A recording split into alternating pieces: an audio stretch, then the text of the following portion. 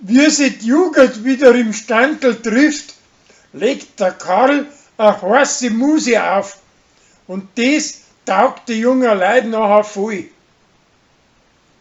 Laura verliebt sich ihrerseits auch in Joschi und lässt sie von ihm stopfen.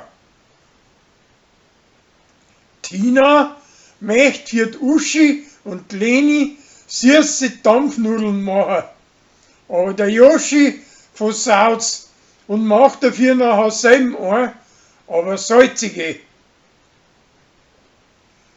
Auf der Pudel repariert der Joschi ein Fensterschloss und wegen den kriegt das Wirtshaus Anstände von der IHK.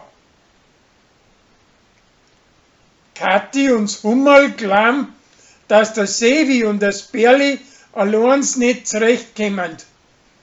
Und drum spitzen sie etliche Landweiber an, dass sie sich um die zwei annehmen. Die zwei Mannsbrüder brauchen aber keinen Beistand nicht und gingen nicht drauf ein. Der Hubert möchte sich gegen seine Alte durchsetzen und hängt in der Stube einen Spiegel auf, wo ihrer nicht gefällt.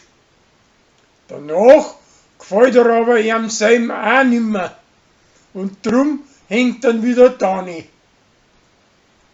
Danach pflanzt sie ihm und möchte mit ihm im Trainingsgewand zum Nobiwirt gehen, weil er gesagt hat, sie schaut in der Nierenfetzen super gut aus. Er dreht nachher den Spieß um und macht das Gleiche. An Rolli, seine preußische Pflegtochter, lässt ein Konzert von ihren liebsten Klavierspieler sausen. Bloß damit, dass er sie bei der Nacht mit Till an der Waldhütte treffen kann. Der versetzt's aber und drum ist momentan recht bäs auf ihm. Aber danach werden's wieder gute Freunde.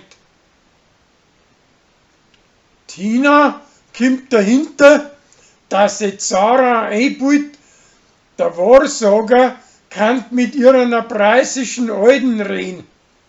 Und drum leicht ihrer kein Diretare mehr für den rucherten Teufel.